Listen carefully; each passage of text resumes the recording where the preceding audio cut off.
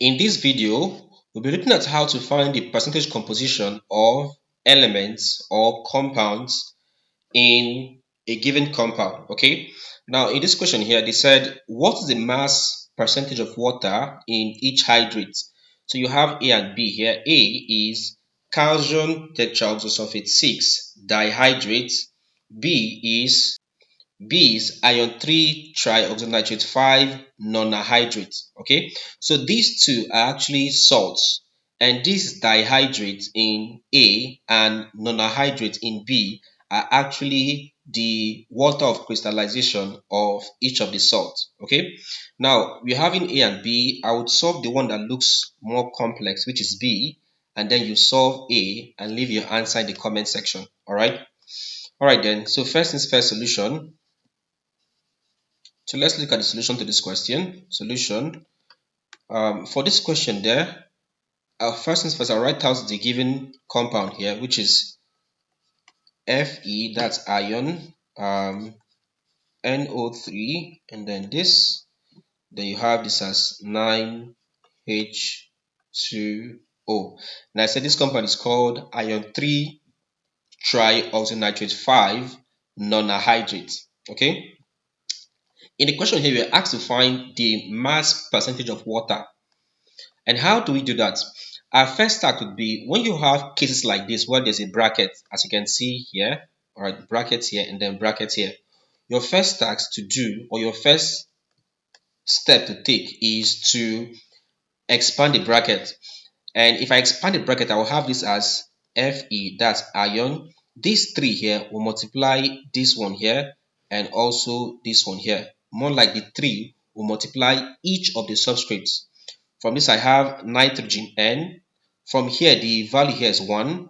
Okay, so 1 times 3 here. 1 times 3 gives me 3. Next up, we have oxygen here, which is O. For oxygen, the subscript is 3. So this 3 here multiplies the 3 outside. 3 times 3 gives you 9. So it becomes O9 dot 9H2O. Alright. So if you look at this, you can see that for this particular compound here, the task is simply use the subscript to multiply each of the elements there. That's in the brackets, okay? And then write them here. That's this. And next task would be to multiply the atomic mass of each of the elements by the number of atoms they have. Now, what do we mean by that? We'll get the molar mass of the compound. Molar mass of the compound. To get the molar mass of the compound, what we do is simple. The first element there is iron, Fe. Let's check out for iron. What's the molar mass of iron? Iron from here is 55.85. So it becomes 55.85. If you look at this, there's just one here. So close the bracket, we're done with iron. Plus, the next element here is nitrogen. Let's go and check for nitrogen. What's the atomic mass? It's 14. So nitrogen is 14, it becomes 14. But observe that nitrogen has a subscript here, which is what? 3. It means it has 3 atoms in this compound. So multiply this by 3. I'm done with nitrogen. Plus, let's go back to oxygen. This oxygen is actually 16. So you can see here, this is oxygen as 16. So oxygen has 16 atoms, or oxygen, the atomic mass of oxygen is 16, multiplied by the number of atoms of oxygen here at this point is 9. So it becomes this times 9. I'm done with this. So I'm done with the first part there. The second part is where we now consider the water of crystallization. That's 9H2O. Alright, so how do we solve that? For this, now in doing this, the first to notice that it becomes plus this 9 here you're seeing here, you take it outside a bracket. So outside there, 9 into, so observe what I did here. Alright, into, for hydrogen, the atomic mass of hydrogen is 1. As you can see here, 1. So it becomes 1 times the number of atoms of hydrogen here is 2, so it becomes 1 times 2 plus, for oxygen here, the atomic mass of oxygen is 16, as you can see here, 16. So it becomes 16 times, this becomes 16 times, how many atoms of oxygen do you have here? It's just one, or just leave it at 16. That's fine. So you have 16. So we have this. So you can see the approach I took in this other part, okay? Or if you want to expand this, if you have something like 9H2O, you can still write this as saying H into 9 times 2. So multiply by the subscript, that gives you what there? 18. Then O into 9 times 1, right? That gives you what there? 9. So you can still use this approach by saying H18 9O. Hydrogen is 1. Okay, hydrogen is 1, so because 1 times 18 plus oxygen is 16 becomes 16 times 9.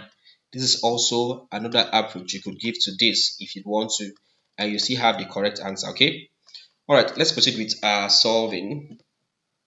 So from here, this will be equal to so the first thing that I have there is 55.85 plus my next thing there is 14 times 3. 14 times 3 gives you 42. That's 42 plus 16 times 9. 16 times 9 is actually 144. That's 144 plus, what's next in there? 9. So it becomes 9 into, please observe what I'm doing here. 9 into, this now becomes 1 times 2. That's this. That gives you 2 plus what I have here. That's 16. All right, so I have this. All right, so with this, what do we have here? This is equal to, I'm having this as 55.85 plus 42 plus 144 plus, let's look at this, this becomes 9 into 2 plus 16 is 18. So we have this.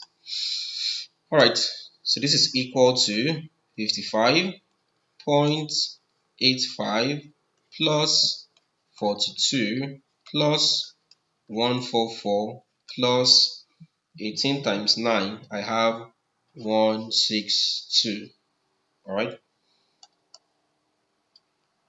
Okay. So that's equal to let me add this up. 55.85 plus 42 plus 144 plus 144, okay, plus 162. If I add this, this gives you 403.85. That becomes your what there? Gram per mole. Since I'm looking for molar mass. All right, we asked to find the mass composition of water. Okay, let's get the mass of water. Mass of water. Now, you don't have to start stressing yourself there. In this question here, water here came with a 9.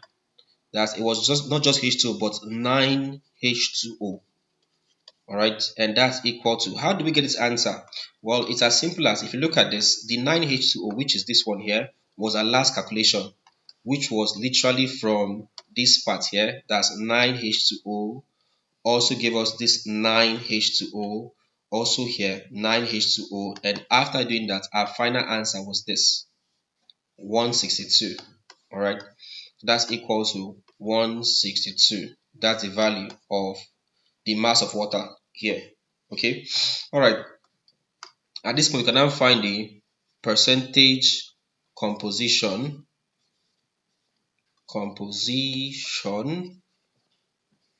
of water. All right, if you want to, you can write down the formula first, and that's equal to the mass of water all over, so this all over the molar mass of compound,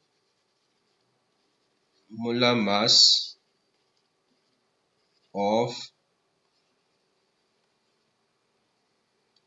compound times 100%. Let's proceed with this. That's equal to, what's the mass of water?